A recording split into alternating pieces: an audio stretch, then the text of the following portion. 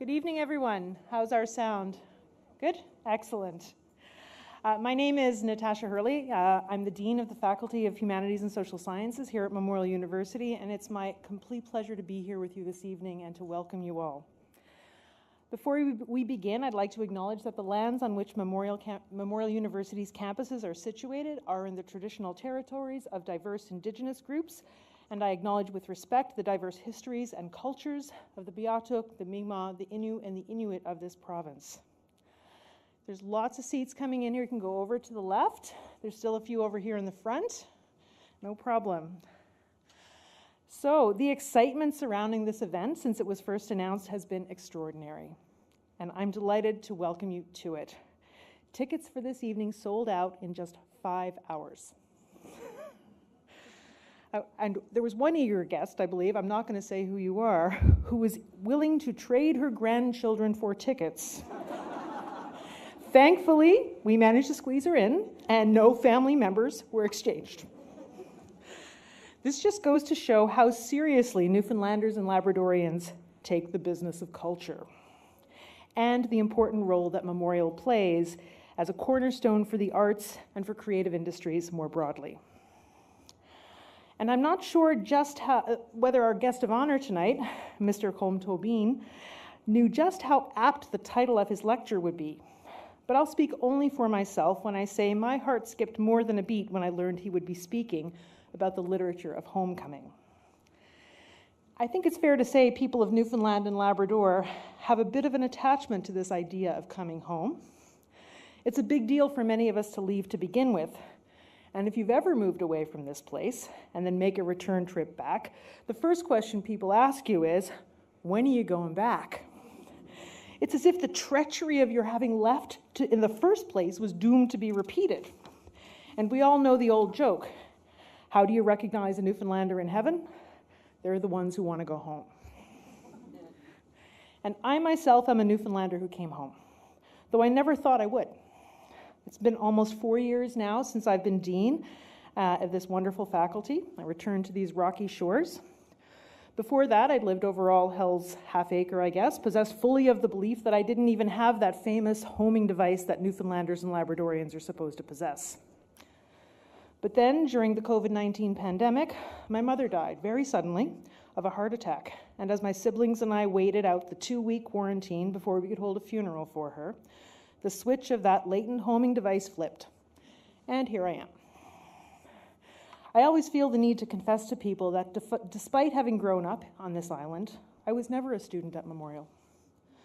Saying so is almost like going to confession or giving an apology. I'll say the Hail Marys later, I promise. But it's always been clear to me that Memorial has made it possible for me to go anywhere, to do anything. Memorial trains our doctors and nurses, educates our teachers for the classroom, and develops creative capacity, social understanding, and an understanding of the civic good. This institution has long been an incubator for cultural life. I mean, we probably wouldn't even have Codco without the Reed Theatre, but I see Andy Jones in the audience and he'll correct me if I'm wrong later. I like to think I became an English major because of how important stories are to this province. We are collective custodians of those stories as a people, but also as an institution. And I don't just mean stories on the page. I mean the cadence of oral life, the ability to hold an audience in the palm of your hand around the dinner table, the wherewithal to tell a good joke without shaking the pew. Little wonder that people come home for this. And as a scholar of literature, including of Henry James, I have long deeply admired, some might say fangirled, I think that's the word these days, over the writing of our distinguished guest tonight. Mr. Colm Tóibín. I cannot believe how lucky we are to have him here to speak with us tonight. My friend and colleague, the inimitable Lisa Moore, will introduce Mr. Tóibín later, so I'll say simply that I can't wait to hear his remarks. And I know you came to hear him tonight, you didn't come to hear me, so I'm going to hurry this along a little bit. But before we begin, just a few quick housekeeping things and a few preliminary thank yous. There's a gender-neutral washroom located just outside the double doors behind you. Additional male and female washrooms are located in the lobby across from the building's main entrance. Following tonight's lecture, there will be a Q&A session where audience members will have the opportunity to ask questions of tonight's speaker. And after the Q&A, there will be a book signing in the atrium. As you join the queue, you'll pass the Memorial University bookstore table where copies of the books will be available for purchase. We also hope you'll stay afterward and join us for a reception featuring a cash bar found over there and hors d'oeuvres to be passed around from Red Oak Catering. Tonight's event would not be possible without the generous support of our many partners and colleagues. I would first like to acknowledge Memorial University's President and Vice Chancellor, Dr. Janet Morrison, who's here with us tonight.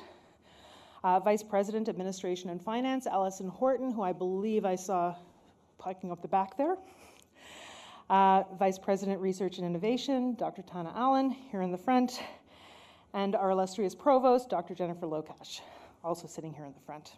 I would also like to extend sincere thanks to our partners in putting this event together tonight, the University College Dublin Dobbin Centre for Canadian Studies and their director Paul Hafferty, who will be leading the Q&A later, UCD's College of Arts and Humanities, whose dean, Dr. Regina Ilutuan, I practiced and I terribly still screwed it up, joined us tonight, the Ireland Canada University Foundation, and the Dobbin family, who is represented tonight by Mr. Mark Dobbin, sitting here in front, whose incredible, generous support and collaboration really enables all of this to happen.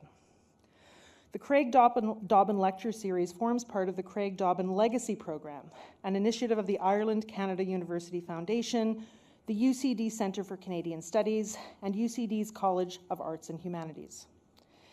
In addition to bringing distinguished guests and visitors, speakers from Ireland and Canada to audiences like this one, the Craig Dobbin Legacy Program also provides 30 scholarships to students, helping future generations deepen the ties between Ireland and Canada. We're especially grateful that several Memorial students have been among the scholarship recipients, including Alison Graves, I think I saw Alison here a minute ago, Philip Brannigan, if you're here, feel free to wave, Mark Turner, and Margot Wilson. I think the students deserve a round of applause, don't you?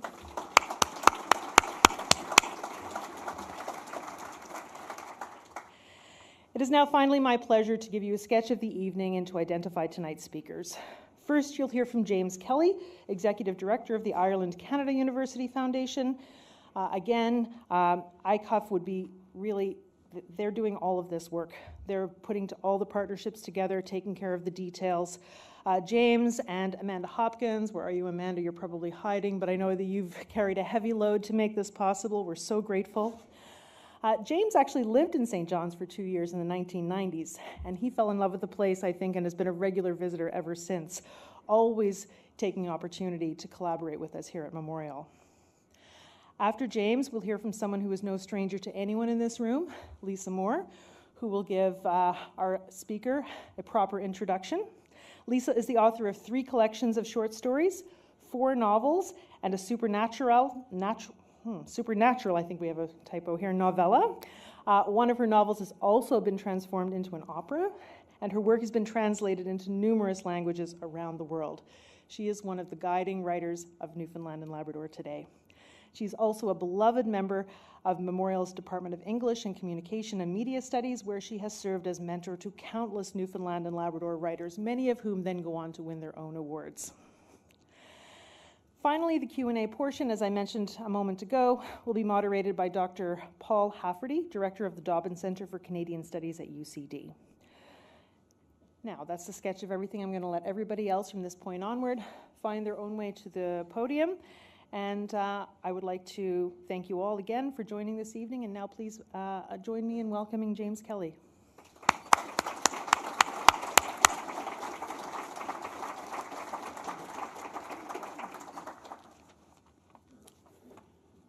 Many thanks, Nat. So this is the Craig Dobbin Legacy Lecture. So I thought I'd just give you a little bit of a background to what that means and why we're here today. Just over 30 years ago, Craig Dobbin came from Newfoundland to Dublin for some business meetings. He met my father, John Kelly, who was registrar of UCD at the time. And these were, for anyone who knew them, they were 2 men who could make things happen. Craig Dobbin, a captain of industry, a visionary, a generous Newfoundlander who was very proud of his Irish heritage. My father, John, was a dynamic and leading figure in Ireland's largest university in UCD. He saw global education as global engagement as the future of education. And these two men got on like a house on fire.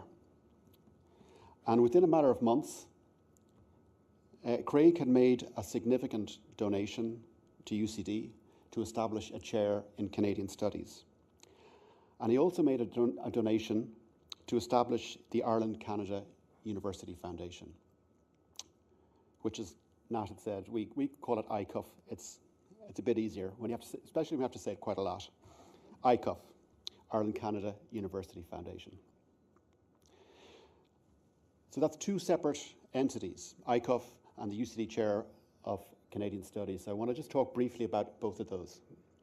ICUF was established as a charitable trust, independent of any university affiliation. Based in Dublin, it was established with Craig Tóibín as its founding chair, and my father was a pro bono executive director.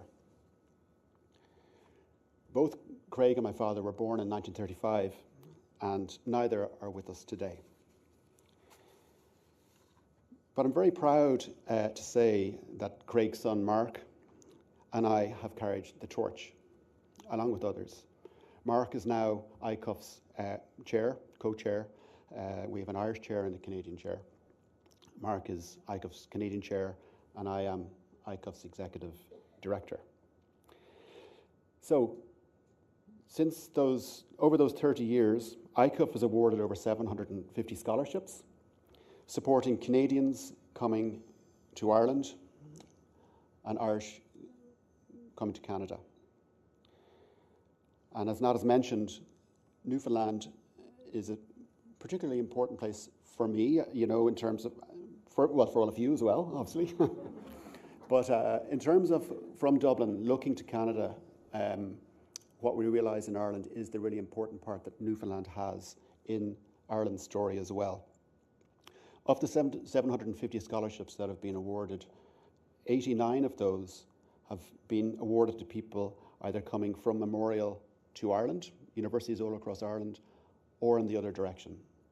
So that's over 10%, I don't know the numbers, but 89 out of 750 have connected Memorial University to Ireland. Now to talk a little bit about the UCD Chair of Canadian Studies. Since 1995, UCD has welcomed a succession of visiting professors from Canada. These year-long appointments have, year after year, seen a series of distinguished Canadian academics come to UCD, supporting the development within the university and in Ireland more broadly of a substantial network of engagement around Canadian studies.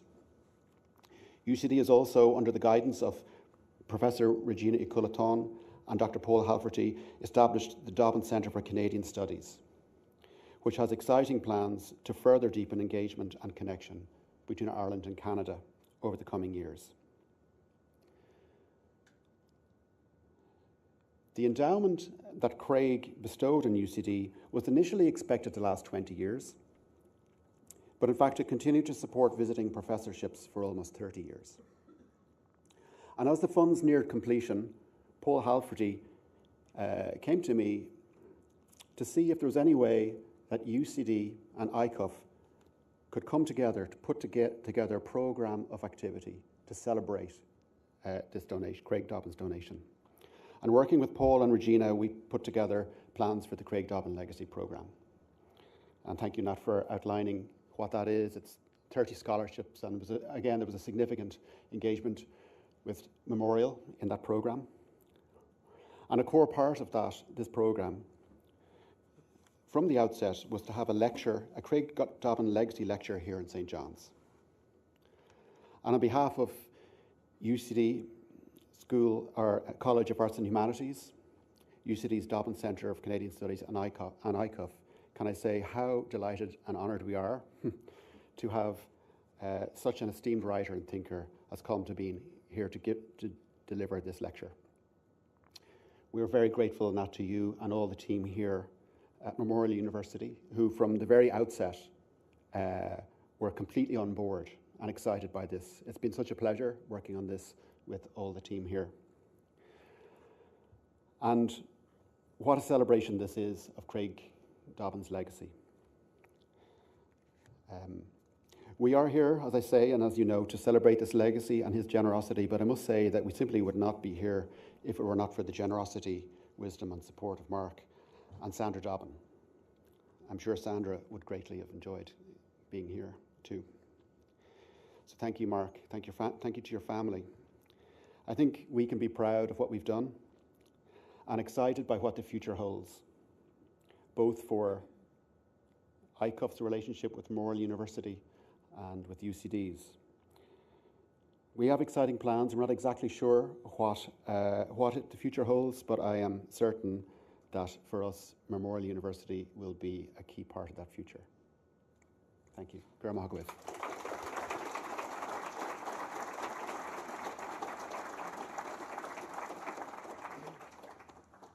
Hi everyone, welcome. It is a great honor to introduce Colm Tóibín this evening. Such a powerful writer.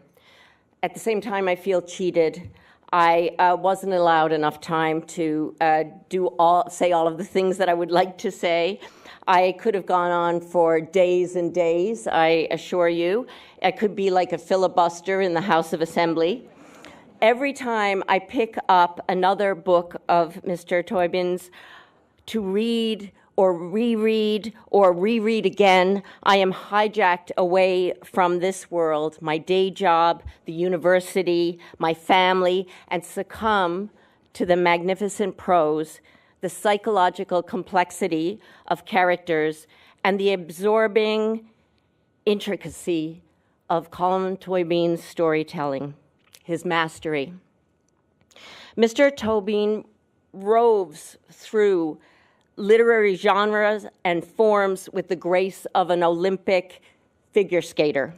He has experimented and pushed boundaries with every method of storytelling there is, driven by a rapacious curiosity about the materiality of language, I guess, how to dilute it so that it is spare and potent, discovering for all of us new ways for literature to transport and transform a reader. He has written novels, short stories, personal essays, journalism, poetry, drama, as well as literary criticism. The characteristics that unite these genres of literature in Mr. Tóibín's work is a nuanced, finely calibrated depth of understanding about the human condition and how to make it manifest in literature. When I say finely calibrated, I am speaking about plots that turn like combination locks on a safe. The carefully designed twists that swing open the heavy doors of multifaceted characters and their secrets. Take, for instance, Mr. Tóibín's novels, The Magician and The Master. The first about the Nobel Prize-winning author Thomas Mann, and the second about the author Henry James, known as one of the greatest stylists in English literature. In a way, Tóibín's two novels, The Magician and The Master, are like lovers. They speak to each other. They are postmodern in form because they contain stories within stories. They are fictional biographies and autofictions, because Colm Tóibín's voice floats over and under and through the voices of Thomas Mann and Henry James. They are all three palimpsests of each other, like the indented print one can read on the page, beneath the page, when someone has scrawled a note and has pressed too hard with the pencil. Or perhaps it is that Mann and James are ghosts, and Tóibín has employed a Ouija board to call them up from the past. I imagine Tóibín creates his characters the way an actor inhabits characters in a play on the stage. Sir Laurence Olivier built character from the outside in. The costume, the gestures, the beard, the monocle, and from there, the soul coalesces. Konstantin Stanislavski's method acting demands that the actor search from within, from the actor's deepest memories and hot, immediate emotions, and then the actor must graft these experiences on the character. Stanislavski builds from the inside out. I would say Tóibín works by drilling deeply into the interiority of his characters, working from the inside out, by grafting his own voice onto the voices he imagines. And he also works the outside in, a sharp eye for detail. For instance, when Eilish in the novel Brooklyn watches her sister Rose from a window, Rose crossing the street from sunlight into shade, carrying a new leather handbag she bought at Cleary's in the Dublin sale. Rose wearing a cream-colored cardigan over her shoulders. How vivid is that? We can imagine Olivier might be heard to ask. In Tóibín's novel's plot is character. The fast swish of feeling, thought, memory, desire, sensation, but also through the access of these intense interior lives, we see ways in which characters are acted upon by society, and despite these pressures, can create agency if they choose. Both Man and James are queer in a time when it is dangerous. Man in Nazi Germany, while James pays close attention in Tóibín's novel to the newspapers and gossip when Oscar Wilde goes to prison and James keeps quiet. And Eilish on Long Island is told by her husband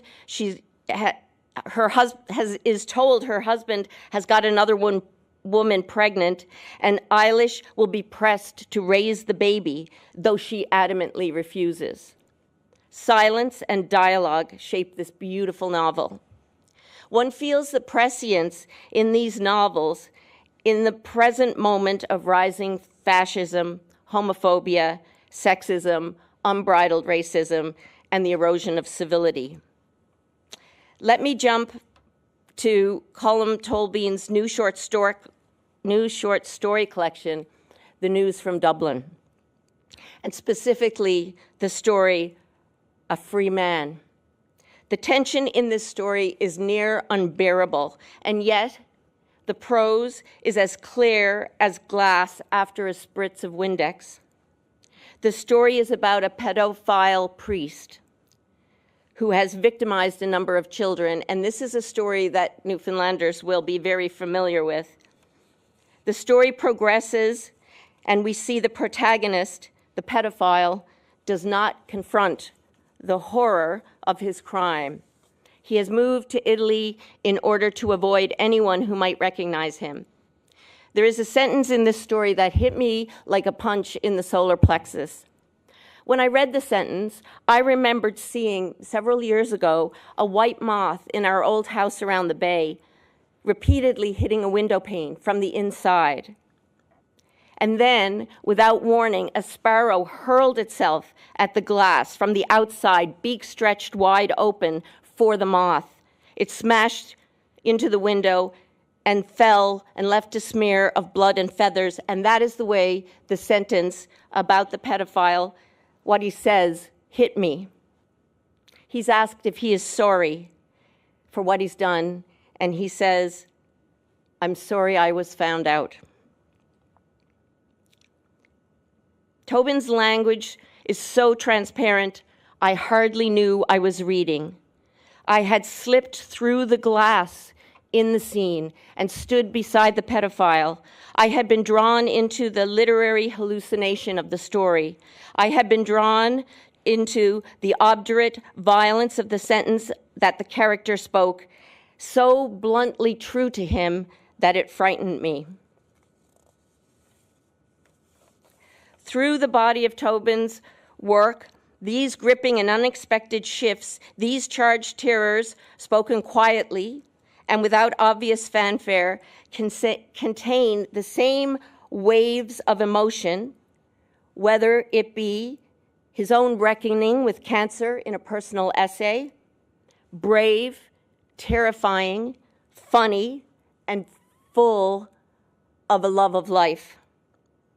Or the intricacies of unveiling the unjust subjective biases of a court judges determining the checks and balances of free speech. When you read Colm Tóibín's work, you will notice the timescape of the novels, sometimes containing many decades of a whole life or just a few days in the life of a woman delivering a telegram about the death of her son to his wife and children. The time spent reading, though, is immeasurable.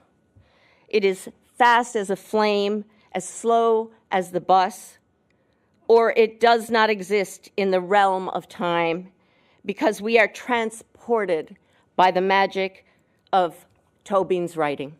Thank you.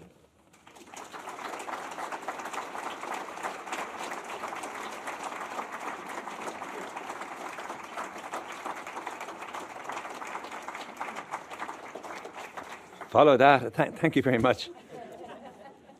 The whole question of what's an island, Elizabeth Bishop, who was born in Nova Scotia in 1912, has a poem which is called Robinson Crusoe in England. So he gets back home and he realizes that England too is an island.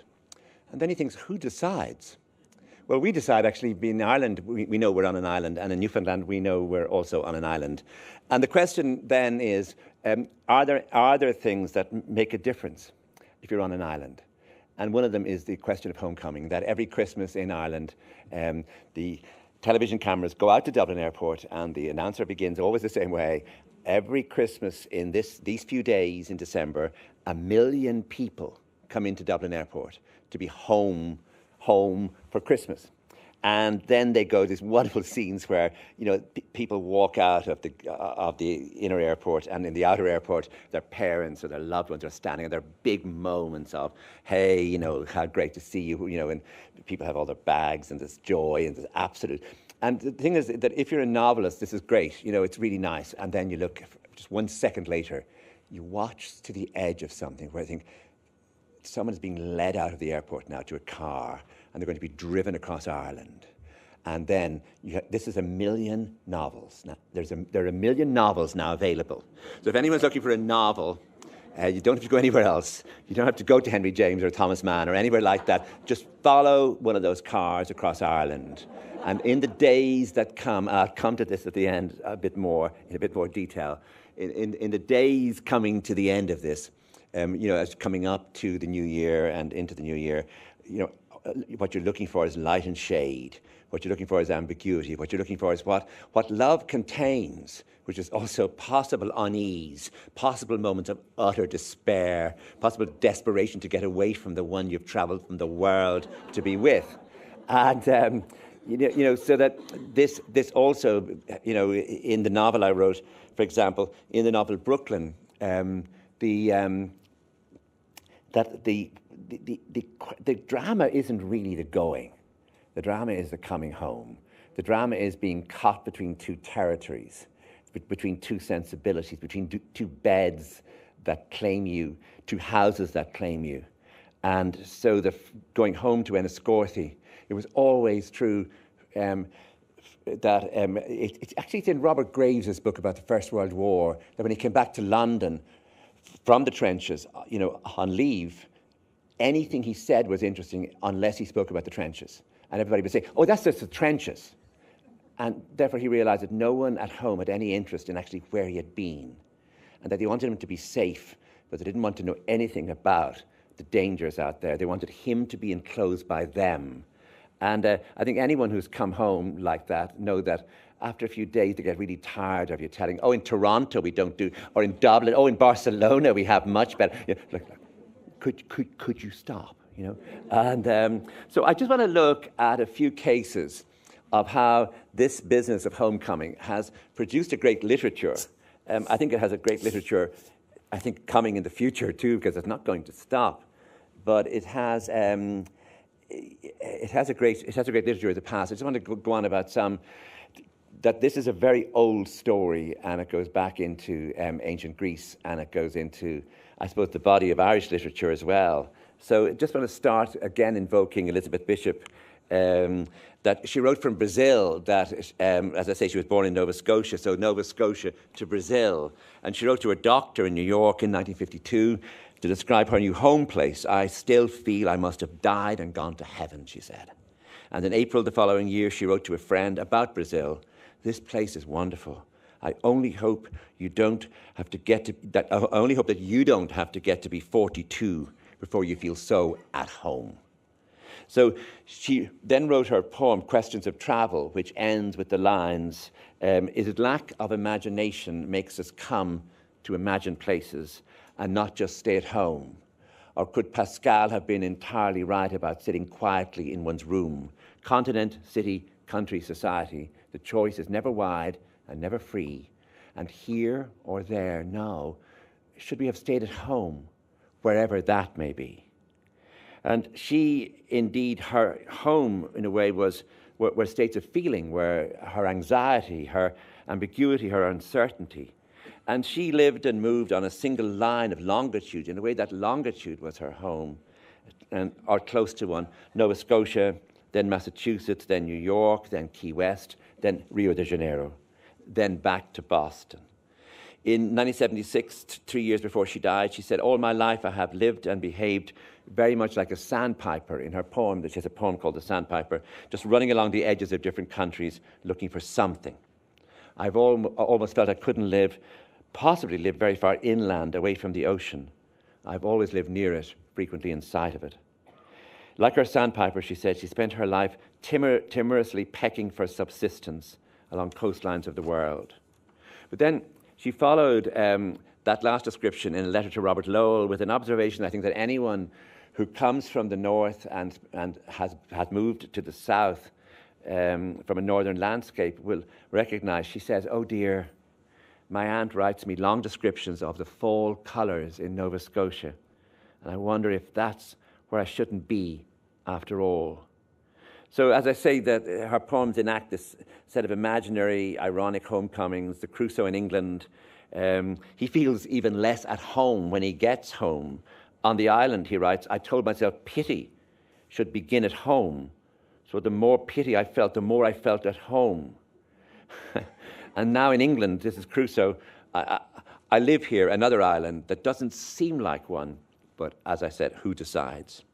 So no matter where she was, Bishop thought of elsewhere. She decided what elsewhere was.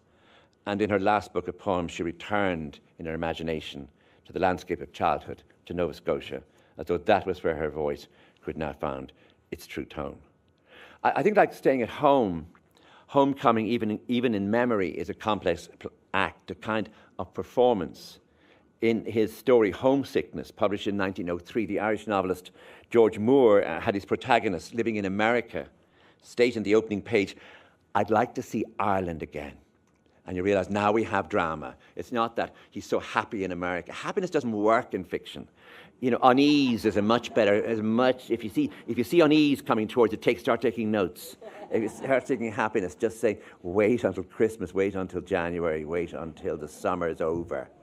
I'd like to see Ireland again might sound like the most innocent phrase, but it has in it a sort of poison, doesn't it? I'd like to see Ireland again. So watch. So Homesickness was included in Moore's volume of stories, The Untilled Field, and when he had written them, he had the stories translated into Irish, translated into Gaelic, as a sort of homecoming for the stories. But then Gaelic was a language that he himself did not speak, so he asked for them to be translated by someone else back from Gaelic back into English, which was either a further exile or another homecoming for them. And on reading the new version, Moore said that they were much improved after their bath in Irish. So in Homesickness, James Bryden comes home to Ireland after 13 years in America, and he returns to the village where he was brought up. And he has money, so that's what he has, unlike those who have stayed behind, and he goes to dances and he falls in love. It seems as though his homesickness is over now. He's home. He is no longer in exile, but soon a letter comes from a friend in America. He tried to forget the letter, Moore writes, and then he looked at the worn fields, this is Ireland, worn fields, divided by walls of loose stones, and a great longing came over him. It was, of course, a longing for his life in America. He returns to America, he marries, has children, and he grows old. And in his old age, however, he feels homesickness once more. There is, Moore writes, an unchanging, silent life within every man that none knows but himself. And in Bryden's dreams, America is actually forgotten. He's in America now as though he's never been there. Instead, he's in Ireland. The story ends, the things he saw most clearly at the end of his life were elements of the Irish landscape, the green hillside, the bog lake and the rushes around it, and the greater lake in the distance, and behind it the blue line of wandering hills. The idea here is that homesickness must be treated not only with caution, but with irony. Elizabeth Bishop's mother, in fact, as a school teacher, was so homesick when she went to a remote part of Nova Scotia that the family couldn't think what to do, and they sent her the family dog to see if the dog's presence might actually help her. Thomas Mann, on the other hand, after the Second World War, he was asked, well, of course, you'll be able to go back to Germany now that the war is over, and you'll be able to see all your old friends. What? My old friends in Germany? He said, one or two, but the rest make me shudder. So that homecoming was another example of how ironic you need to be in these matters. So that fiction, perhaps more fiction, the writing of novels and stories and plays can capture the gap between real life and dream life, the strange connections and disconnections we have between our idea of where we belong and the actual reality of how our days are spent. Fiction is not good with settled questions and fulfilled wishes. It prefers disruption, uneasy feelings, second thoughts. Thus, it is really, really hard for a writer to depict a happy homecoming scene with a hearty and wholesome welcome. I mean, you can write it if you want, but no one will want to read it. Welcome. You killed a fatted calf, offered to the relieved one who's returned to live happily. Now, exile is at an end. In this scenario, feeling comes singly and simply. Fiction demands that some homage be paid to complexity, to what is strange and unexpected, to what is tinged or laden down with irony. Homer. Let's do Homer, the Odyssey. Iliad, we're leaving the Iliad aside for next week. If you could read the first 2 episodes for next week. But just now, as you know, we've all been reading the Odyssey. And he just couldn't manage the aura of simplicity around homecoming. I mean, if we gave everyone in this audience just the idea, Odysseus for 10 years has been trying to get home. Everything has been in his way. Every episode is another thing that stopped him. And so suddenly he's now going to arrive. And the problem you have if you're Homer is, or if you're us, is how are you going to do this? Like, in other words, he could sidle in, and Penelope, his wife, had been waiting for him, and she could say, in translation, of course, in the Greek, he could say hi.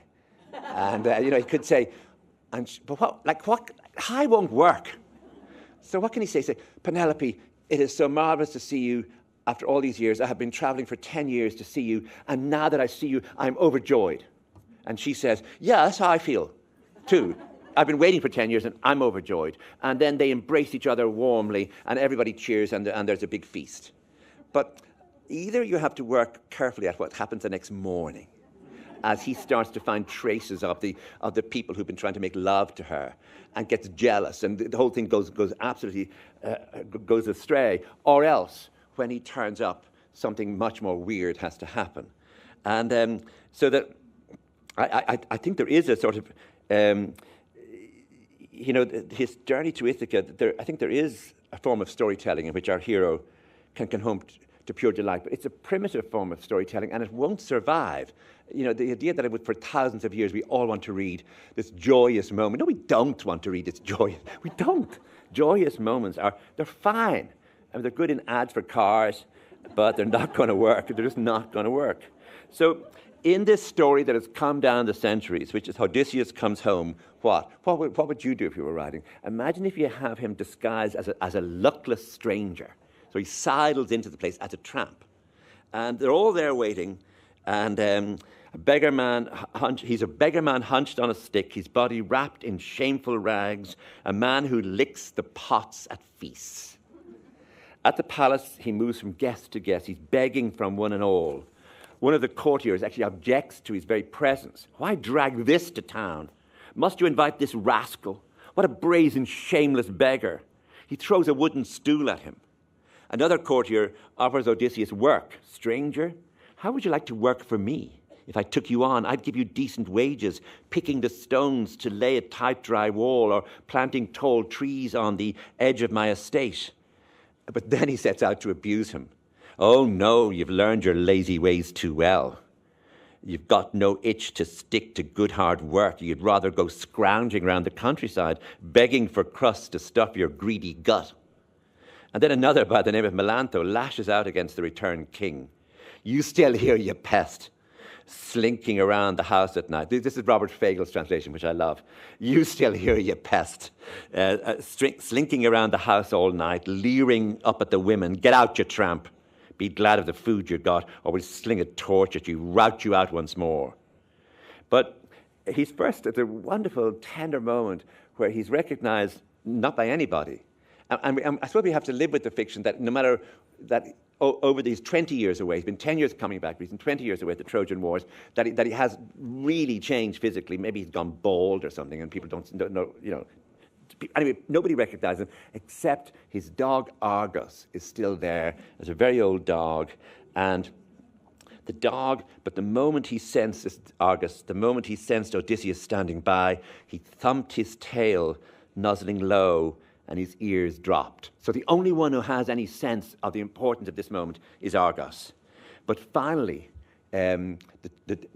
Odysseus is recognized by an old woman. It's become her job to bathe him, and as she bathes him, she sees his chest and she sees a scar, and she knows that's only Odysseus' scar. And so she goes to Penelope, who's the waiting wife, to tell Penelope that Odysseus is here, his scar, I know. But of course, she glanced at Penelope, keen to signal her that here was her own dear husband, here and now, but she could not catch the glance. She took no heed. So, in other words, the storyteller's job is to bring the story further along. Penelope still won't pay attention. It's only the maid and Argos have got the point. So it's mischance, it's mischief, it's high pathos, it's irony, it's comedy. These surround the homecoming. The reader knows everything. I mean, it's important that the reader knows everything. We watch the characters make fools of themselves. The drama of easy homecoming is too simple, but it is not just that. Rather, it is that the very act of homecoming catches the character in between longing and the strange thought that the longing itself is in some ways more satisfying than the actual arrival. That the arrival is mere hard, dull fact. It does not require imagination. Thus, the story that needs to entertain itself with long digressions as the homecomer plays with home and those who have stayed. He pretends, he fools around, he lets time pass. He enjoys the idea that he in disguise is not as welcome as he will be when they are forced to recognize him. He has to deal with the sad fact that home managed to survive in his absence. He is not needed. This might have started as a joke, his pretending to be someone else, but it has led to the poor acknowledgement that he really is not needed. He might turn and go away again, and the world would not mind. So in Homer, this is ironic and comic. As an example of the storyteller's refined art that revels in digression. The appointed meeting between Odysseus and Penelope will have to wait. But there's another Greek text, which is Sophocles' Electra. And Electra has been waiting for the return of her brother Orestes so they can get together and murder her mother Clytemnestra. It's going to be great. But she won't do it until Orestes returns. And, scholars can go on all day like no one knows where Orestes has been. It's one of the great unknowns. We've seen him earlier as a child, and now he's going to come home. And his sister is going to be told he's there, but in fact she's not. His sister's going to be told something else. But we see him. The audience knows this is Orestes returned. We know from earlier in the play, once he returns, there will be immense action, blood, guts, murder, shouting, screaming. So it's going to be total excitement. But now, poor old Sophocles has to write the return scene. Once more, we're at the business of, Orestes, it's so great to see you. Let's get my mother now. How are we going to do this? What can the actress do in this moment? Expressing such joy at seeing you, with nothing else to show, no complexity, no shadow, just all pure light. So in her introduction to this translation of the play, Anne Carson, the Canadian poet, is uncertain. She's about the scene in which Orestes returns, and what he does is, instead of embracing his sister, who does not recognize him, he shows her an urn with ashes and says, "These are the ashes of your brother Orestes. Now, if you're playing the part of Orestes, this is tremendous. Hey, no, it's good to see you, but this is your brother's urn. It's his ashes in here. And of course, what's Electra meant to do? She's got to weep now, but she's got to weep for something that isn't real. And and what happens also is that he listens to her mourn at some length before he announces then out of the blue, no, I was just fooling you. Actually, it's me, I'm actually Orestes. And the urn, no, there's nothing in that at all. I just put some dust into it. And Anne Carson, she quotes the actress Fiona Shaw, who said that she found the deception recognition scene between Electra and Orestes unspeakably impossible to play. And Carson goes on, critics and scholars and translators agree that this scene is a hard nut to crack. Why does Orestes decide to trick his sister into thinking he's dead? Why does he give, and why does he give it up in the middle? What does Socrates want to achieve here? The alternation of lies and truth, high emotions and low, is bewildering and cruel. The tug of war over an empty urn, almost bizarre. So too, Philip Vellacott, who translated Euripides' version of the play, wonders about this scene in Euripides and identifies the point where Orestes should reveal himself. He does not reveal himself. Why?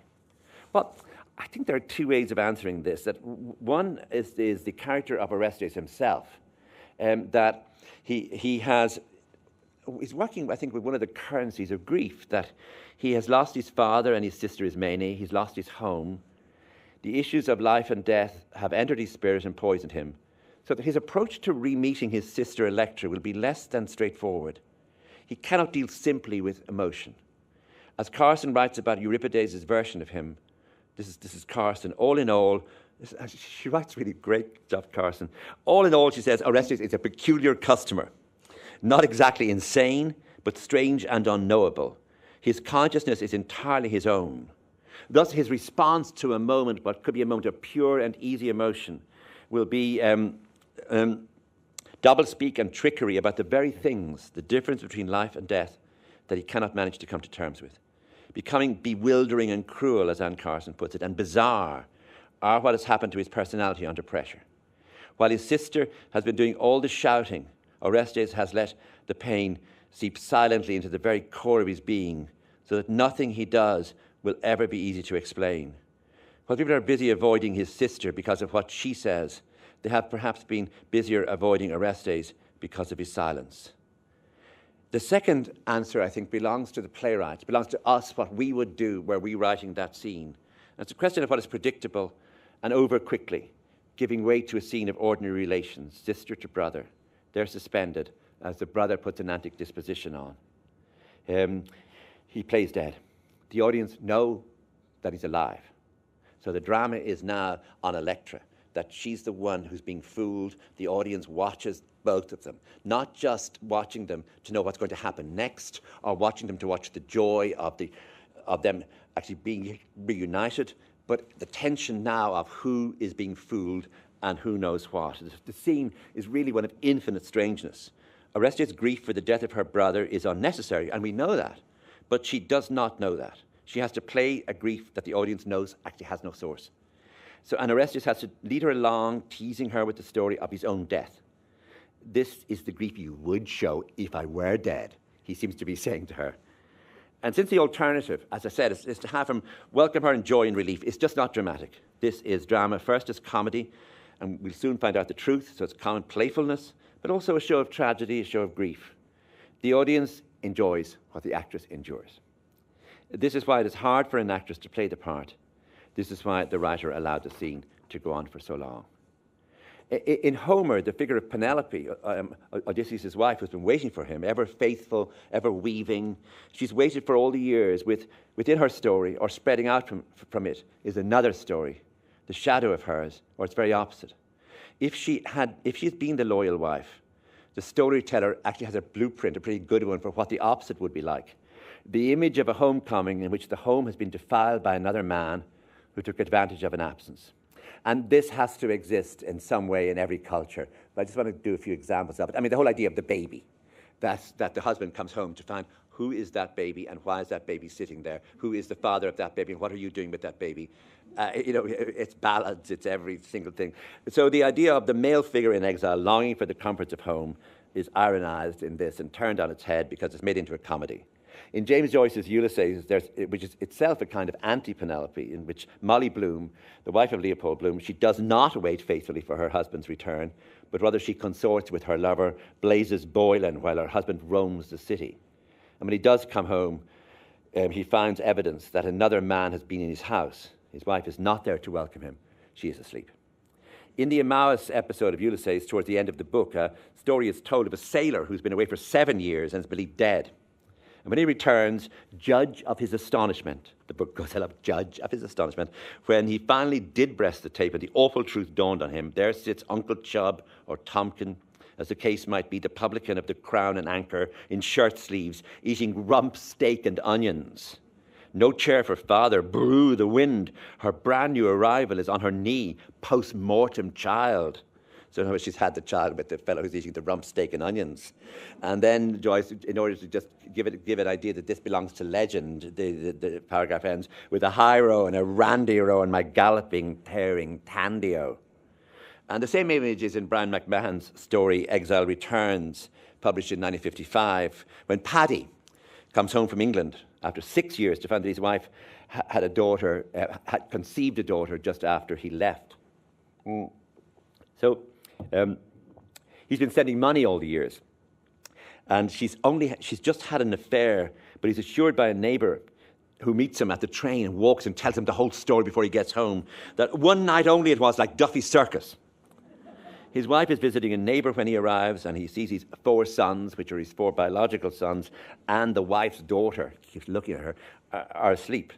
But part of the tragedy is, of course, that he doesn't recognize the sons as much as the daughter. And the delf glowed red, white, and green on the wide dresser. The timber of the chairs and the deal table were white from repeated scrubbings. Paddy scowled his recognition of each object. When he sees his sleeping sons, he realizes that he would pass them on the road without knowing them.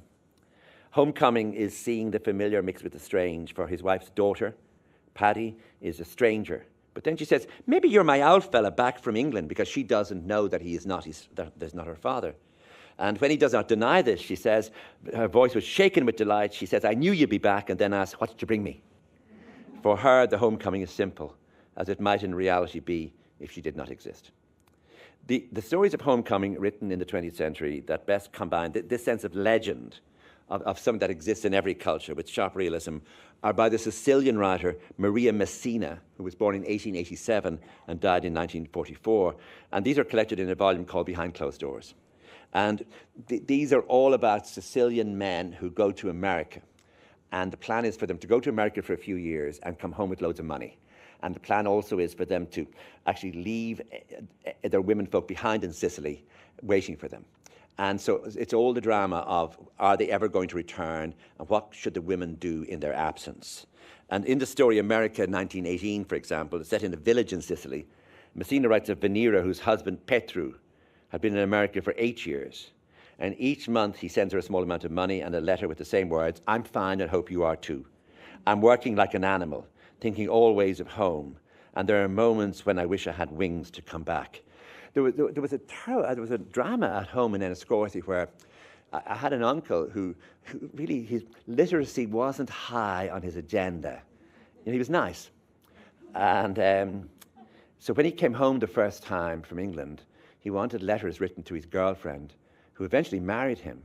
And my Auntie Harriet had beautiful handwriting and a great style. And she wrote the most wonderful letters for him, telling the girl in England how much he missed her and all the things that had happened at home. And the girl in England was delighted because she thought, what a civilized man this Paddy, my uncle, is. And what a great idea if when he comes back that I might think of marrying him. But he was very careful to disguise his actual handwriting, which really wasn't much, and his actual spelling, which was ridiculous, and his grammar, which was never there, from her. And it was only when they were married she realized one day that he wasn't the fellow who'd written the letters. I mean, he was to some extent, because he'd stood over my Auntie Harriet as she wrote them. But that sort of idea, you know, it infuses the culture in some way as to that's how she got fooled. And that's a true story. I'm fine, and I hope you are too. I'm working like an animal, thinking always of home, and there are moments when I wish I had wings to come back. Emera begins a relationship with a cobbler called Brassai. He would, when in good humour, say, let's live it up a bit just to spite your husband. Husband, she would think, 8 years or 8 years. She hardly ever thought any more that he might be coming back. And then when the letter comes, as it has to in the story, to say that he is coming back, the imagery then is that of the grave. When he appears, he is like a living person coming out of the tomb. And as for the rest, he hasn't changed. It was him with his broad, squared-off shoulders, one slightly lower than the other, and his slow walk. But she realizes then that he has changed. He's become morose. He was another person, she writes. He now stayed silent for long periods of time, as though preoccupied by a fixed thought. And he observed everything and everybody with suspicion. And the only consolation for her was that he might have become rich in America, but he had just enough money to open a grocery shop. And so she runs the grocery shop. He sits at home morose. That's what he got in America, some sense of being haunted by something that no one knows what it's called. The lover hangs around the shop all day, and he says about America, over there your body doesn't realize it, but in the peace of the village you feel the effects. In L'America they ruin us. No one can escape it. It is like droplets of water that corrode a rock. And so he comes home old.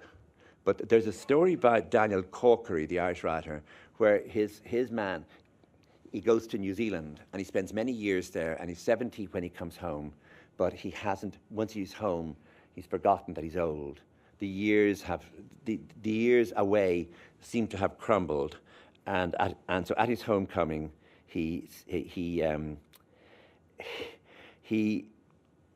distance between his thoughts and the real world, between notions of home and how real days or nights are spent, between who he is in his mind and who he's really become.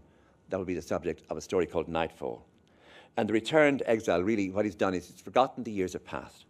So when the young gather after a day's work, he joins the young rather than sitting with the older people. The young are still living at home, and he pays attention to a young woman who is in love with one of the young men. And he shows them how dancing should be done. He is vain and he makes a fool of himself. And for him, it seems, because the years have passed in a place he did not know, or which was not fully his, then they passed only in his body, but not in his dreams or in his concept of himself. Now that he is home, he is all fantasy and self-delusion. But he is not, in fact, home. He has lost home. He has no home. And when the father of the house wishes to undermine him, he says, I wish to God that old idiot would go back to where he came from. Of course, the old idiot in question came from the place where he is now. And of course, he returned there from New Zealand. But where he has really come from is a place in between, a sort of nowhere. The novelist and Irish short story writer Martin O'Kine, who wrote in Irish, he wrote about a returned emigrant. It's a story called Flood Tide. The woman is called Mairead, and she comes home after 10 years in New York. And she marries into a family who live on the edge of the sea in the west of Ireland. And part of their work is to collect seaweed. The story is set in a single day as Mairead must join the others working, as though she has never been away. The story makes clear that she had gone to America to be a maid in a house before she was fully inured to the hardships of the shore. Soon in America, her hands were wrinkled with washing, scouring, cooking, instead of acquiring the leathery skin of the sea forager. These 10 years, her 10 years in America, years in which the sea would have injected its own, this is from the text, its own bitterness into her blood and tempered her bones to its own metal. She'd spent them without setting eyes above 10 times on salt water. She had a boyfriend who was a shopkeeper in Brooklyn, and she could have married him instead of coming home to this fierce hardship. The story suggests that the 10 years have ruined her. She will never now fit into the rhythms of the place she had returned to, and that her time in New York has entered into the realm of the unmentionable. If she were to say anything about her America, what she had there, they would sort of mock her or ignore her and the chances she had there. And she has lost America, and she is a stranger at home. Somehow the very act of leaving cast a spell, and the spell meant that she was destined to belong to neither place. This day, the day of the story, the day they spend doing back-breaking work cutting seaweed, will be her fate.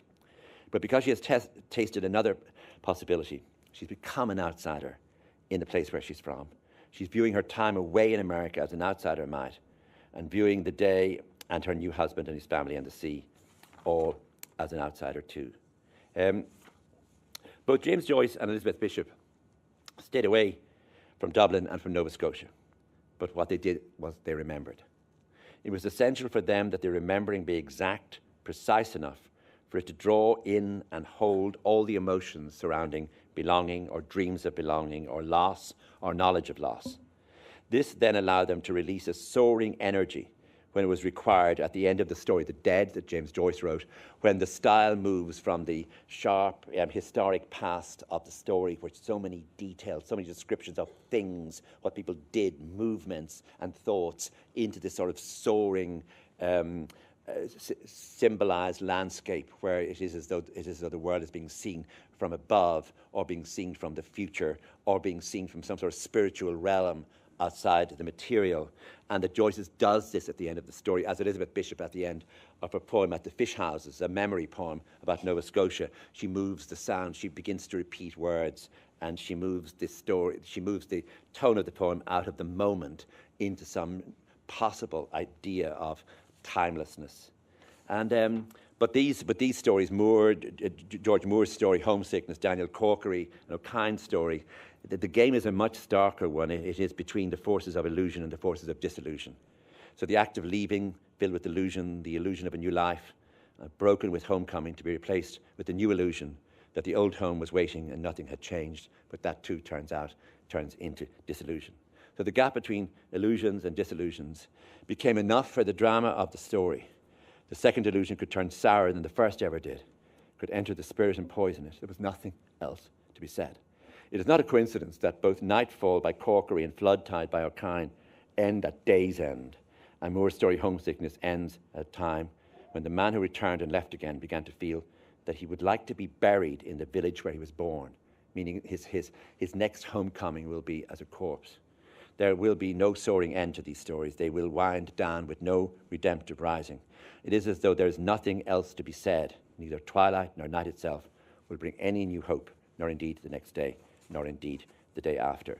In Ireland, when I came to Dublin and started to go to the theatre, this business of homecoming really did preoccupy a lot of playwrights from, for example, Brian Friel in the play called The Loves of Cass Maguire, about a woman coming home.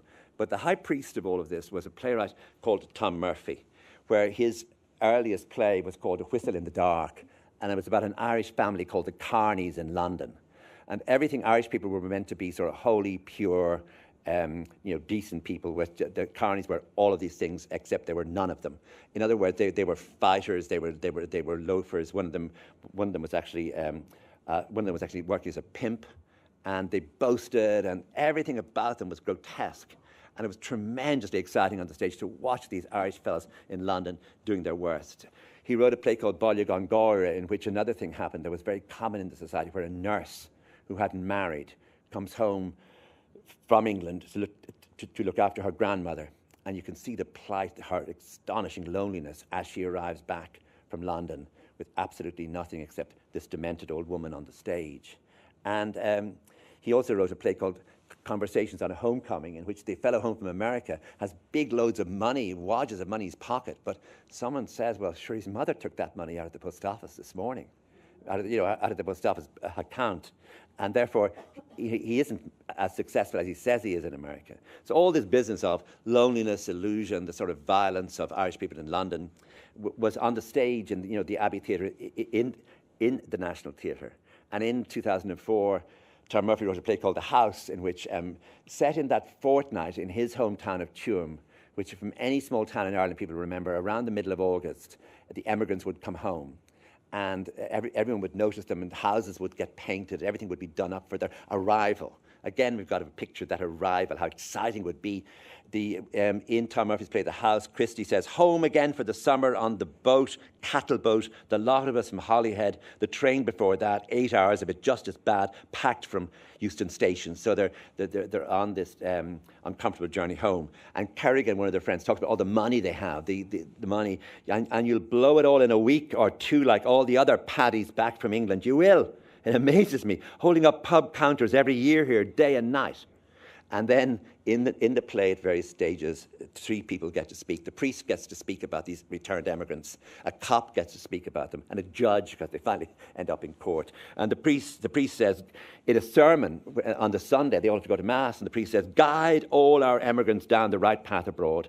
Stop them from ever straying. Teach them abstinence and forbearance. Keep them in mind of the spiritual inheritance they took with them and the one true church. And keep them in mind of the land of their birth, so they might be fit one day to return to the bosom of thy heavenly mansions. Tarpey, the cop, has this to say: they go to England and America to hone their criminal skills there. This country would come to a stop if we had all those bastards around all the time. And the judge says, people from this town are decent, respectable, hard-working people. And it's my business to see that the likes of you and your kind back from England respects it too. Tom Murphy, in that time, this is about a decade before he produced his play The House. It was New Year's Eve, and the psychiatrist Ivor Brown, who controlled one of the great mental hospitals of Dublin and was a professor of psychiatry, and his wife, the feminist writer June Levine, had invited myself and Tom Murphy to come to their house on New Year's Eve at about 5 o'clock for an early dinner. They didn't want to celebrate the New Year, but they just wanted to do this. And we would we would eat at 5, and we would go off about our own business by about 7 or 8. And it was really lovely. It was a lovely idea. I thought, wow, these are lovely people. And the phone began to ring in the house. And it was nice. Obviously people were wishing them a Happy New Year. But Ivor, the husband, who's a psychiatrist, started to go down to the kitchen to take the calls. We were in the dining room, but he would leave the room the phone would ring, and he would leave the room and go down, so come back quite preoccupied. And then he might have to make another call, and then the phone would ring again. And this went on for some time. Tom Murphy is very polite, but I'm not really like that. And eventually I said, Ivor, the phone's ringing a lot. Is there any particular problem? Is there any issue? And he didn't want to say. He's very much doctor. They don't discuss anything. And he did it. But eventually, having been pressed on the matter, he said, his wife, June, said, we should go to India next year to get out of here. I said, what? What are you talking about? The people who I've described at the beginning, who had arrived so happy and joyous at Dublin Airport, to be welcomed with such open-hearted, sweetness, had begun to have psychiatric problems in the Irish darkness, in the scarce light of the days after Christmas. And their families were desperately ringing around anyone they could find in Ireland who could put the person away into some mental hospital and get out of the house, or treat them, give them drugs, or treat them, or get them back to America, even better. But this was what the phone calls were. And they said that they came each year, that this was a Christmas event. And that they just had forgotten, like it had happened the previous day, and like that. And so I was picturing this, in other words, we're in a way we're all novelists, because we can all now imagine that journey in the car, your mother in the front seat of the car, and you in the back like you used to be as a kid. And, your mother just says just one remark is enough, like, I hope you're not expecting us to turn on the heating all the time. I heard in America you keep it on at night. Well, we're not. We certainly don't do that at home. And there's something about her suggesting a resentment of your very arrival. Now, your arrival began on arriving in JFK, just say, and it's something that everyone knows, that going to the airport, having been dealing with the hard business of America, and you arrive in the airport and you suddenly see, it used to be Terminal 5, that you would see all the Irish, like one by one, like couples pushing along a trolley as though they're about to be detained, with a sort of Irish look on their faces of, like, not quite sure this is right in some way or other. Or you would see somebody who wants to look behind them to see who's coming behind them, and has a glass like this in their hand. And their way of looking behind them belongs, by the way, not only to Ireland, but to Newfoundland. It's the only 2 places I've ever seen it happen, where in order to see the person behind you, but you don't want to look directly behind you, as they do in other countries, I believe, that you simply get your drink like this and you go. And you see that, and you think, I'm home. I'm actually home. I don't have to deal with these Americans talking. Like, do you want your coffee? Do you want your coffee to stay or to go? You want to stay or to go?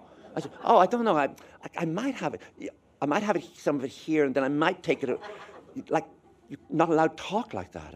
And, so you get on the plane, and it's lovely. And it's when the air hostess says to you, would you like more tea? And it's so like home. It's so like all your life you've been waiting for some middle-aged woman to turn to you and say, would you like more tea? And then you fall asleep. And then something happens over the grey dawn. As the plane begins to circle Dublin, you can see the bay, and you can see the sheer, I suppose, the sheer misery of the dawn, the sheer meanness of it, how little of it there is, how long it took to come, and how it's not even, you know, in America you might have storms. Here's just this awful, incessant rain. And then you wait too long to get your luggage. You know, it's not going to come. And then your mother and your father are standing watching you, and you just, you know, and it's great, you know, and everyone's, and you know, and is there any news? And then there is news, of course, but there's so much news you can't tell them. Like where you were last night in New York. You're never going to share that with them. They're never going to find out what club you went from what club and who's, you know. And so, you know, the whole questions of, you know, like drugs and sex and rock and roll and really and you must say, are you still living in the same flat? And there's something about her voice. And so you get home and you realize that they haven't changed the mattress. There's the same mattress as you had as a kid in a single bed upstairs. And it's as though they're going to give you your pajamas to wear, you know, and your face cloth and stuff. And you, it comes high and low, and you have presents for them, and, you know. And then you realize that the friends that you've arranged to see, one of them isn't coming. And then the next night, when you've got a hangover the next day and you didn't get up in time, and your mother shouts out, your breakfast is cold. Your breakfast, you're not getting up at all.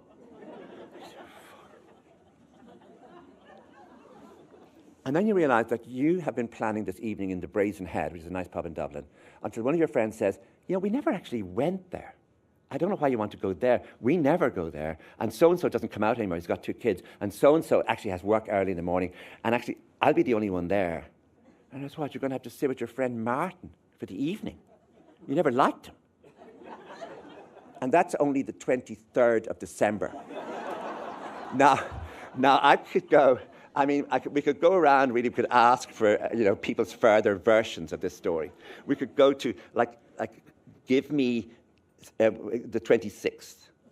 You know, give me with the turkey, with people making, you know, Irish bread, and the butter has been directly from the fridge, so it's too hard. And people put wadges of turkey, bits of stuffing, and try and make sandwiches from and give them to you. And you realize this is going to be food for the next 2 or 3 days.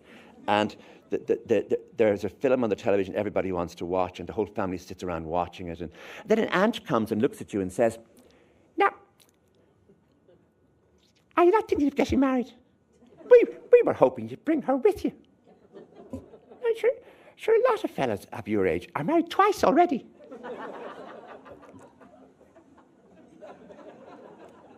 No, just soon.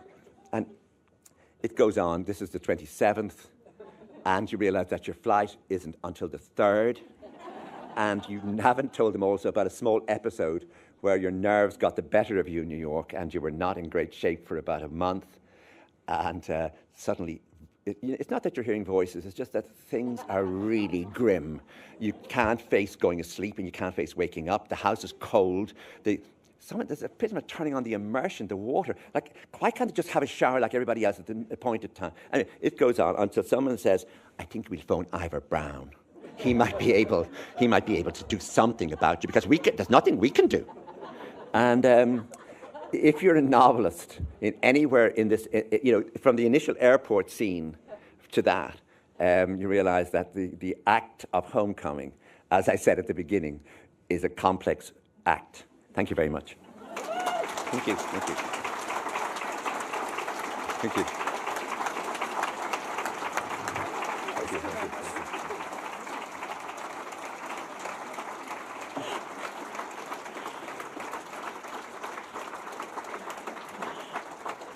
How tremendous, how tremendous.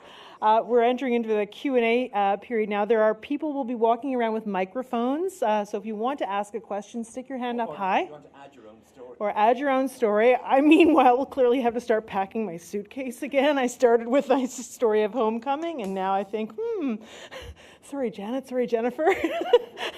Maybe it's too complicated. Paul Hafferty will really guide us through the Q&A session, and I know probably many people in this room either have their own stories to tell or their own questions to ask, so I'm going to skedaddle again and turn things over to you all. Thanks again.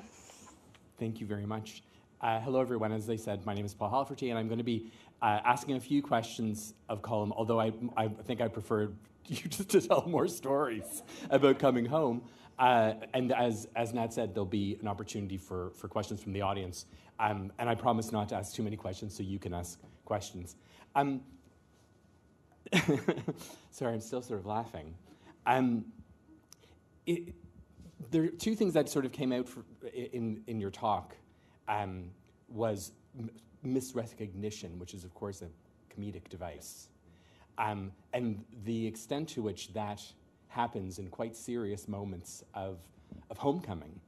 I wonder if you might talk about what that's about. That you know, is the misrecognition purely a device? Because as you've illuminated so well, that homecoming is such a deep and rich theme because people move. You know, it's part of what we do. Yeah. But misrecognizing one another. What do you think is happening? Isn't it absolutely fundamental to the theatre yes. that the audience is in on the joke, but that half the stage doesn't know something? And the idea of putting an idea of one, especially male character, putting an antic disposition on, which gives us Hamlet. But even the scene in Hamlet where Hamlet comes back and the people are digging the grave, but they don't know he's Hamlet, but we do. And then they have a discussion about his family and about Yorick, but then it moves from that moment of pure comedy of the gravedigger's speech into, alas, poor Yorick, I knew him well, Horatio. In other words, that it's able somehow, it's flexible enough as a trope in theatre to move very quickly into anything at all, including the most serious and the most grave speeches. So it's a curious mechanism. I wouldn't be without it. The problem, I suppose, in the Odyssey is it's really hard to believe that you don't know he's Odysseus. Like people don't change that much. I suppose maybe we just, you know, but you do have to believe that nobody in that homecoming recognized him.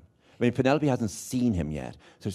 But the dog is the only one. The dog gets some energy from him. I wonder if that is also something about that in your story, you know, maybe they've all stayed the same and you've changed. You know, when we go away, inevitably, we are changed by it. Yeah. And we see home differently as a result. Yeah, in other words, that Odysseus is capable of a double vision, which the people who've stayed at home are not. And so again, we're watching that drama occurring. In other words, it's whatever you do with it, there's nothing simple about it. Yeah. And you, Messina, you were talking about Italian men leaving and returning. And of course, Brooklyn is about an Irish woman, and that was a very common experience. I'd wonder if you would speak a bit about that, about what it was to be a woman who leaves in comparison. It wasn't common to come back compared to the Italian immigrants who really did go to America for a limited period of time. A lot of Irish people went forever. And that gives us the idea of the American wake, the idea of simply a whole set of siblings literally going to America and only letters coming back. And but a lot of women went, and because we know this, because they all worked as maids, or most of them did, and they were called Bridget, which was a sort of mean name to call them. And there's a book by a poet called Vona Groark describing her great-grandmother, and she went through all the magazines of the time, the women's magazines, to find there would be articles saying how to deal with Bridget, how to get more from Bridget. And so that, you know, a lot of Irish women went and worked as maids. Italian women didn't. Yeah. and the Italians didn't want their women to go. And when in Brooklyn and in Long Island, when Eilish is married to an Italian, they don't understand her. How did she come alone? How does she have no sister, in America? Why didn't they all come? That the Italians find the idea of this solitary arriving very strange, and it's not part of their culture. And what is it? Is there a difference, do you think, for women to travel in comparison to for men to travel? Well, I suppose there was a difference for me as a novelist, whereby if I sent a young man to America, he would be able to cloak his emotions very, very quickly and easily in ways such as he would have a sports bar to go to, he would own the street, he would have something to do on Sunday, which would be sport. Whereas a young woman doesn't own the street, and so her realm is her room. And therefore, you can get much more interiority, you can get a sense of an inner life, I suppose, much more freshly and easily if she's a young woman than if she's... You see a man as being part of a group, and they would all go about together, and there would be very hard to try and register pure feeling with all that noise being made. I mean, it could be done, but I didn't want to try. Yeah. And another kind of moment of misrecognition happens right at the beginning of Long Island, where she thinks she knows Enzo. Yes, I'm terrible with character names. Eilish thinks she knows her husband and doesn't. And that seems to be the sort of the beginning of the book, and what catapults the whole thing forward. I mean, I had a real problem in Spain with this, because under Franco, you could publish very little fiction, but there was a thing you could publish, which was called the plumber novel, the Lampista. It was a novel about a lampista, meaning a series of novels many writers wrote, which a plumber went from house to house, and of course, in going to houses, he would seduce the women of the house who would need their washer fixed, or their sink working, and he would take advantage of their plight. And when this Long Island came out, a very serious critic came to interview me and said, "I'm really sorry, but I thought you were a serious writer. I didn't know that you just wrote lampista novels, meaning about a plumber." And I said, "Well, there you are. Like, I don't know what you were going to do." But I realized in Spain, it's that the idea of having a plumber in a novel is that there's only one thing this plumber is going to do. And I didn't know that when I was writing Long Island. And she just, for her, because her house is now her realm, she's put all her energy into making this work. And therefore, anyone putting it in danger will find a much more stubborn and determined person in her than she's shown before. And so, that's... This will be my final question before we turn to the audience. But you also spoke about being kind of nowhere, that when you've left and you've come back, you are kind of nowhere. And in the film of Brooklyn, there's a beautiful scene in the church basement when, is it Irla? The singer from Lankham, I think. He sings the Seanos song, and there's a beautiful close-up of Saoirse Ronan. And it's as if all that these men have lost, including, Irish is a living language, but much of it has been lost to us. And I wonder if you might speak about that. Yeah, I was worried in the Book of Brooklyn that it showed one person, and that one person, I didn't feel represented 150 years of Irish emigration to America. But I didn't want her to represent. I wanted to represent herself. But nonetheless, I wanted something more, and I thought her first Christmas away from home will be a really serious time and very difficult time for her, and what to do with that. And again, we could go back to, she sat at the Christmas table realizing it wasn't her mother, and her, you could do a scene of sadness. But what I wanted to do is to get the priest to organize that all the men who had nowhere else to go on Christmas Day would assemble in his parish hall, and they would be fed an Irish Christmas dinner. And it would be as near as possible to something that would be, filled with hospitality and warmth. And a man comes and sings a song. The thing about the song is that it's not a song that Eilish knew from home. It's not her culture. But whatever it is about him singing, his face and the other men around him, she feels it, and it's in the novel, it's in the film as well. I mean, Saoirse does it brilliantly, but it's there that something occurs to her that the sheer levels of loneliness this song brings with it.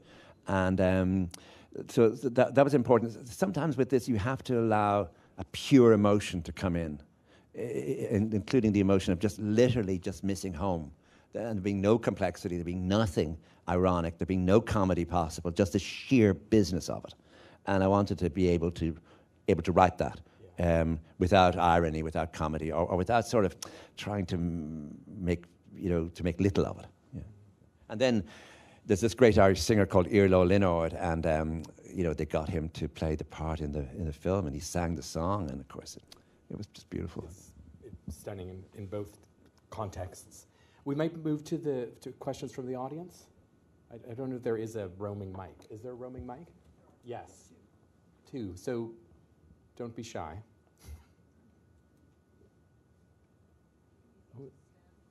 But yeah, is there? I don't see. I'll have to stand. Yes. Oh, hello.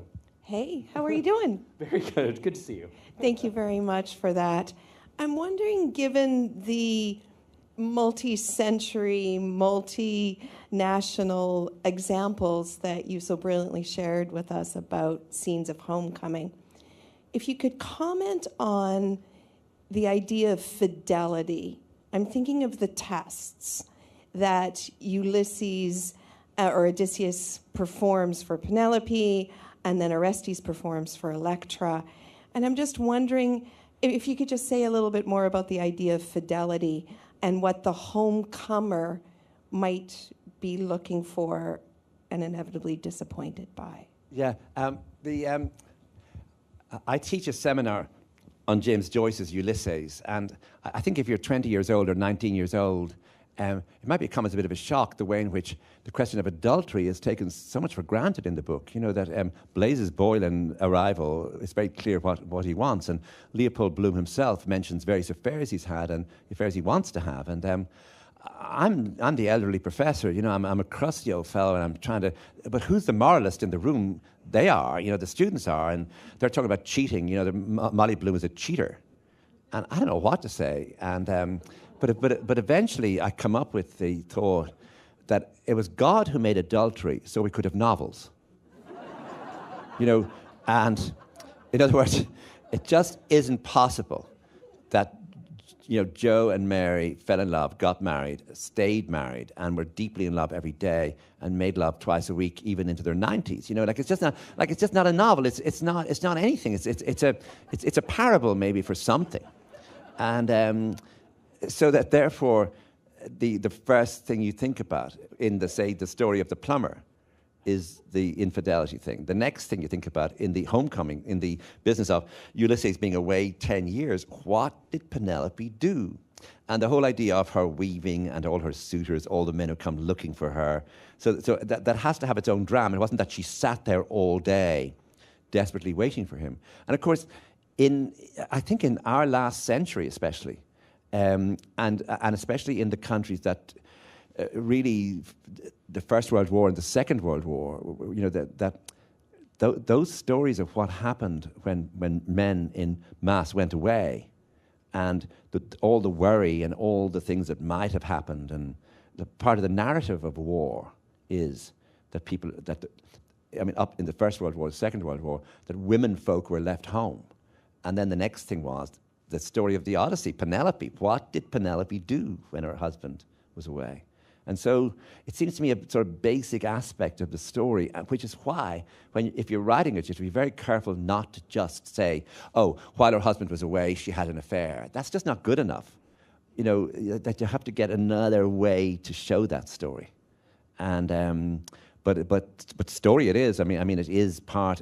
You know, if our tradition includes maybe 20 stories, that's probably 10 of them is that story of the faithless wife or the absent husband or the arrival of the child. It's written in sort of legend. It's in ballads. It's in folk tales. And then the effort is to try and get it into literary fiction, meaning you can get it in with psychological depth and a sort of acuity and a sort of complexity. Is there another question? There's great. Just a question here. Irish people, do they really leave home at all? Yeah, I mean, I think if you went to Western Australia now, and you just walked around Perth, you think, what has happened? How did Ireland get to Perth so easily? And but then the questions, you see, the questions are really serious in Australia, because which we really haven't talked about is the idea of the phone call. That everyone who's in Australia, who's Irish, who went on a spree, met an Australian girl, settled down, built a house in Perth, has 2 kids, and an ordinary job, and the phone call comes, one of your parents is sick, and the decision has to be made: will I come now or will I come for the funeral? Because I can't come twice. And that, you know, it doesn't matter how many texts you can send. It doesn't matter about the modern communications. You know, you can talk on the phone or you can do Zoom, but you're only going to be able to come once. And that 24-hour journey is a journey where, you know, you realize that you've made an effort to be away from home, or, you know. But I suppose what you're saying is, you see, there's a really funny business of what you do with your voice. And I mean, if you're in a situation in America where people literally cannot understand what you're saying, you have to do something about that. Or when I went to London first, and it was during the IRA campaign, you just didn't want someone calling you Paddy or saying, you know. So you would go into a bar or you go in to buy a newspaper. You say, "Do you have the Guardian?" And you felt great. It felt just great. "Do you have the Guardian?" And I was in Egypt on my holidays some year, and I met a very nice English couple. And since I was going home through London, they said, "Why don't you stay with us on your way home?" And so I did. And we were having dinner or something, and it was a really nice house, and they were really nice people. But their maid was from Clonmel in County Tipperary. And the minute she set eyes on me, she was on my case, you know. I said, "Now, where are you from?" I said, "I'm from Enniscorthy." I said, "Do you know Tommy O'Brien in Clonmel?" She said, "Oh, I do know Tommy well. How do you know him?" And I said, "Well, you know, because I worked with him at that time." "Oh, I did. That's amazing." And then when she left the room, there was just dead silence, a sort of really stunned silence, as the couple from Chelsea said, Do you know what just happened there?" And I said, "No." "That your accent, everything about you, your voice, but also your face, everything just changed completely." And I said, "But do you not do that? Like, if you're talking to one person, you talk one way, you talk another to another." "No." I said, oh my God, just be absolutely found out. And, you know, I think that happens. I mean, the big one is where the returned Yank is another legend. And the returned Yank will come back with bits of an American accent. They'll say, "Oh no, in the United States," and people really would laugh, say, "Oh no, dollar." You see, the dollar is really what we really, you know, no, we don't have, we have ice boxes that are much bigger. You know, we have a freezer, and but using an American twang. And Tom Murphy, I mentioned the player, he works really well with someone coming in and singing country and western songs, you know, in the middle of the whole thing, and like pretending they're American.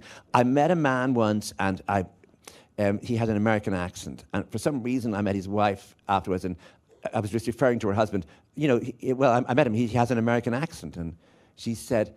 And someone then said, "Oh, well, you know, he used to live in America." And she said in a Galway accent, "Well, now, he had the American accent ever before he went to America."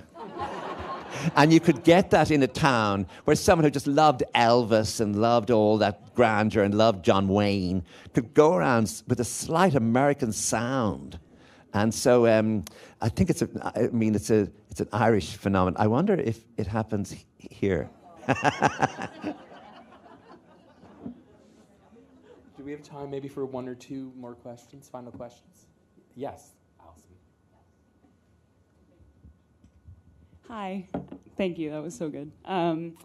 I wanted to talk about connection to the actual family home and like property. My mom is from Belle Island, but she's lived in Ontario for a number of years, and we're just having a conversation now about like actually letting go of the home, this physical home, and I was kind of wondering how you see the connection to home property changing now that there's a housing crisis in Dublin and since the crash of the economy, and if you have no actual physical home to go, like, because younger people are having a harder time actually buying homes. Yeah, I mean, it's changed the culture in Ireland to some extent, where you have your children growing middle-aged in your house and annoying you. You know, instead of going and getting their own houses, they can't afford their own houses, and so you have kids into their 30s deciding to lord it over you by not moving out. And so that's, I mean, you can just imagine. But I think one of the things is that it'd be interesting to do an analysis of people's dream life, the number of times in your life, especially if you've lost a house, especially if it was a house that you were brought up, it doesn't matter if it was big or small, and it's sold, it's gone, or it's knocked down, or you won't ever go into it again, that there's an intensity with which you could dream about those rooms and the way in which you could describe them down to the smallest detail of the way they were. And I think that's something that I really am always surprised at how easy Americans can move house.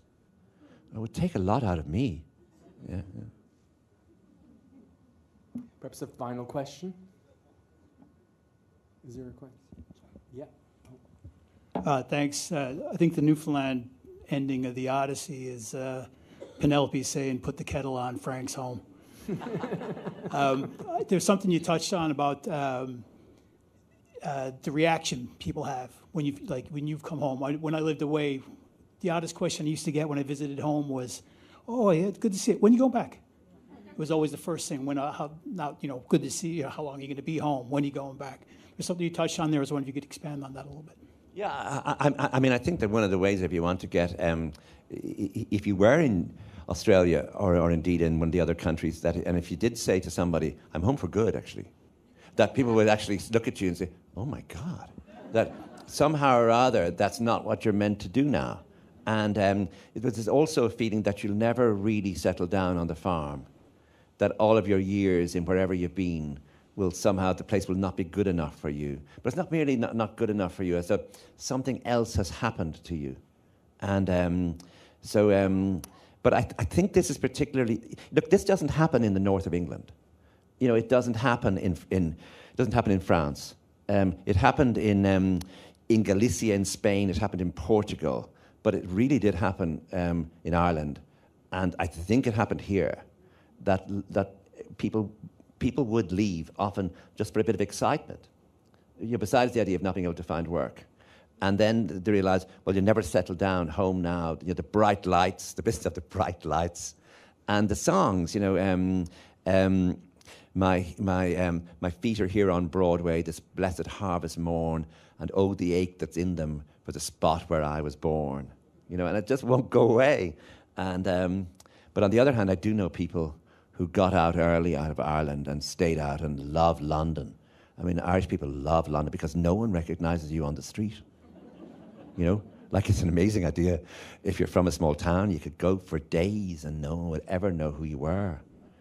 And that brings with it a sort of excitement that could last for all of your life, especially when you go home and they just insult you. Yeah. And we might leave it with that. No, I just want to say, I just want to add one more thing. The small matter of death then becomes another one. Yeah. The business of graves, and the business of who's buried where, and the business of coffins coming home. And we saw it in Ireland in a very intense way when large numbers of Polish people arrived in Ireland, when Ireland joined the EU, and Polish people had a right to come to Ireland, and they really didn't. If any Polish person died, the body had to be repatriated, and it really, really mattered to them. And we watched this happening, as a sort of mirror image of what had happened to Ireland for so long. But I mean, the one thing is that I've got in my living will that I don't want to go back in a coffin on Ryanair. Thank you very much.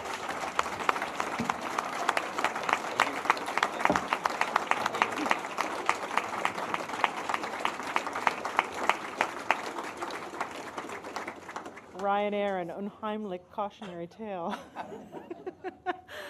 I would just like to take a moment to thank a few people, first of whom is Colm Tóibín. Please, another round of applause.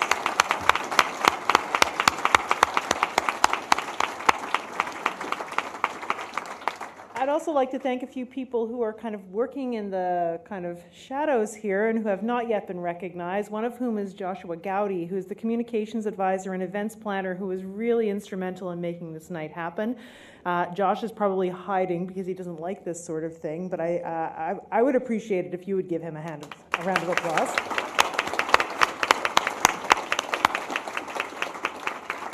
And to the events coordinators here and all the team on Signal Hill campus, Paula Eddy Shea, Riley, who's doing the sound down there, who's been here for the last few hours, well ahead of time, making sure everything goes very, very smoothly. We couldn't do any of this without you, so please thank them as well.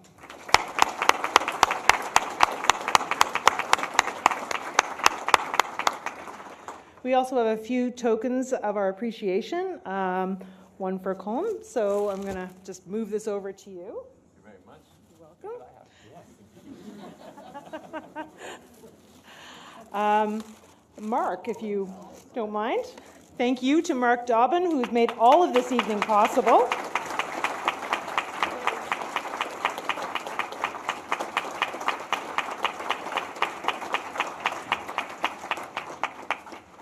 To James. And Amanda, if you would come forward too.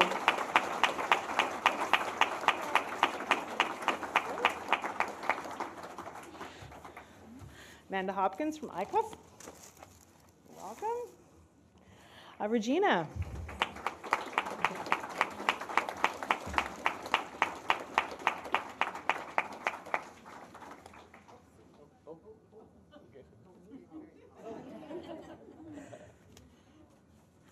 Paul.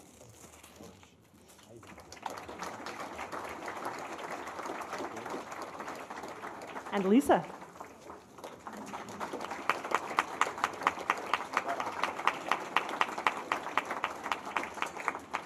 As promised, we also do have a reception forthcoming. The bar is open on the side. There will be a book signing.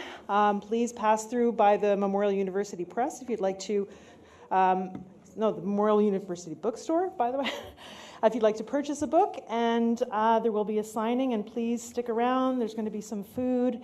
And thank you all for joining. Thank you for being such an enthusiastic audience. Thank you again to all of our guests, and let's give everybody one last round of applause and get up and have some food.